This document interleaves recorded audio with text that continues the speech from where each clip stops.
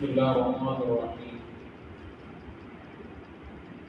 317 پارے کو 109 پارے کا پورا پارہ تلاوت کیا گیا ہے۔ سورہ انبیاء، سورہ حج، سورہ انبیاء کا بقیہ حصہ، سورہ مکمل اور سورہ مومنون کا ابتدائی حصہ۔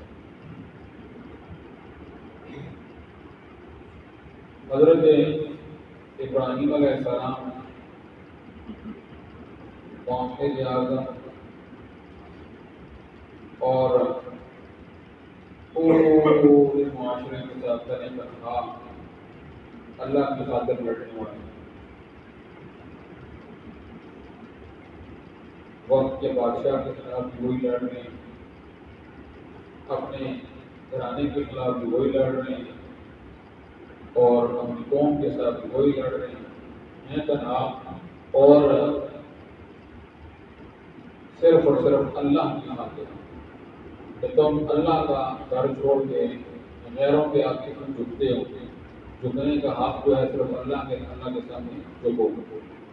جب انہوں نے سارا معاملہ کیا تو قوم نے آخر بادشاہ نے قوم نے یہ فیصلہ کیا کہ حضرت ابراہیم علیہ السلام کو جلا دیا جائے۔ ابراہیم علیہ السلام کو انہوں نے آگ میں ڈالا تو فرشتہ آ گیا اور اس نے آ کر عرض کیا کہ میں بارش پر مقرر فرشتہ ہوں، اگر آپ چاہیں تو میں اس کو آپ کو بجا دوں۔ تو حضرت ابراہیم علیہ السلام نے فرمایا کہ تمہیں اللہ نے بھیجا ہے؟ وہ کہنے لگا کہ اللہ کی اجازت سے آئے، یعنی اللہ سے اجازت لیں گے۔ تو ابراہیم علیہ السلام نے فرمایا کہ پھر تم درمیان سے ہٹ جاؤ، آج جو ہے وہ اللہ جانے یا خلیل اللہ جانے۔ اللہ رب العزت کی طرف سے بھی یہ آزمائش تھی ابراہیم علیہ السلام۔ ابراہیم علیہ السلام اس بات کو سمجھ گئے کہ فرشتے کو بھیج کر آگ ٹھنڈی کرنے کا کیا مطلب ہوا، کیا یہ آگ اللہ کی مخلوق نہیں ہے؟ اللہ ویسے منع نہیں کر سکتا اس کو۔ تو پھر اللہ تعالیٰ نے آگ کو بھی حکم دیا، قلنا یا نار کونی بردا وسلاما علی ابراہیم، ابراہیم علیہ السلام پر ٹھنڈی ہو جائے، لیکن سلامتی والی ہونا چاہیے، ٹھنڈی نہ ہو، سردیاں لگیں۔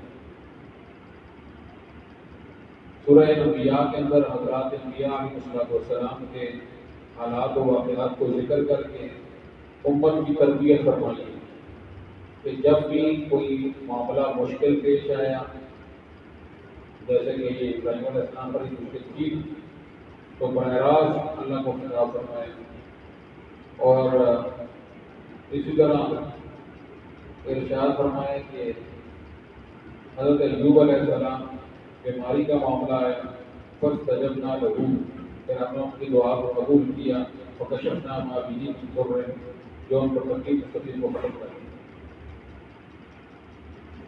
پھر حضرت یونس علیہ السلام کا واقعہ بیان فرمایا کہ یونس علیہ السلام مچھلی کے پیٹ میں چلے گئے اور وہاں پھر اللہ تعالیٰ کو پکارا، لا الہ الا انت سبحانک انی کنت من الظالمین، پاک تو ہی ہے، ہر کسی ہر عیب سے کوئی پاک ہے، میں ظالموں میں سے ہوں۔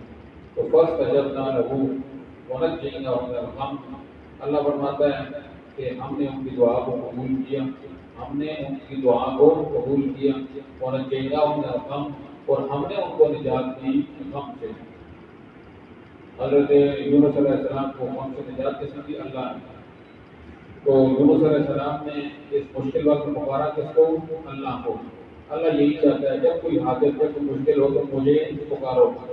اچھا جی مولا، یہ تو تیرے بڑے قریبی لوگ ہیں، تیرے نبی ہیں، اس نبوت سے اوپر تو پھر اور مقام ہے نہیں ہے، اتنے تیرے قریب ہیں، یہ تجھے پکاریں گے تو ان کی قبول کرے گا؟ ہم تو ہیں بڑے گنہگار، ہم تو ہیں بڑے خطاکار، ہم تو ہیں بڑے سیاکار، تو یا اللہ پھر ہم کیا کریں؟ اللہ نے فرمایا تم کیوں پریشان ہوتے ہو؟ یہ جو تمہارے سامنے جو میں انبیاء علیہ السلام کے واقعات و قصص بیان کر رہا ہوں، یہ اسی مقصد کی تو مجھے سمجھانے کے لیے، یہ نہیں ہے کہ انبیاء کی سن لیتا ہوں تمہارے نہیں سنوں گا۔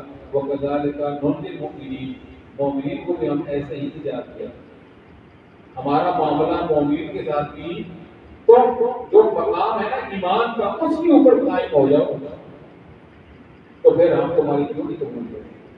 وہ قضا رہنا فرمایا اولاد کی ضرورت ہو تو مجھے پکارو، اور کبھی تھکنا نہیں ہے پکار کا، کبھی تھکنا نہیں ہے، کیونکہ حضرت زکریا علیہ السلام ساری زندگی پکارتے رہے، بڑھاپے میں جا کے ہم نے ان کو اولاد دی، رب لا تذرنی فردا، اے اللہ مجھے رہنا تنہا چھوڑنا، وانت خیر الوارثین، کیونکہ تو وارث عطا کرنے والا وارث عطا کرنے والا۔ اللہ فرماتے ہیں فاستجبنا لہ، زکریا علیہ السلام کی دعا کو ہم نے قبول کیا، ووہبنا لہ یحییٰ، اور ہم نے ان کو یحییٰ عطا کیا۔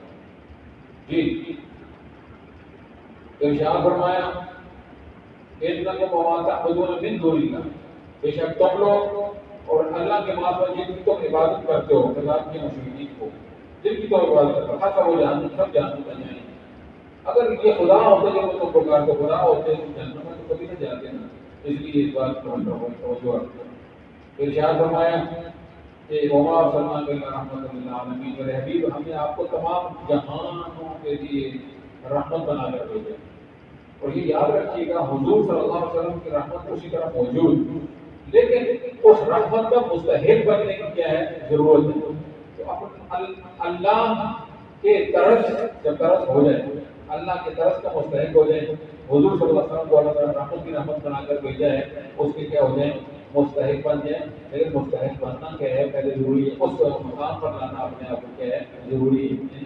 دیکھو نا حضور صلی اللہ علیہ وسلم نے تو بہت سے لوگوں کے بارے میں فرما دیا نا کہ جس نے یہ حرکت کی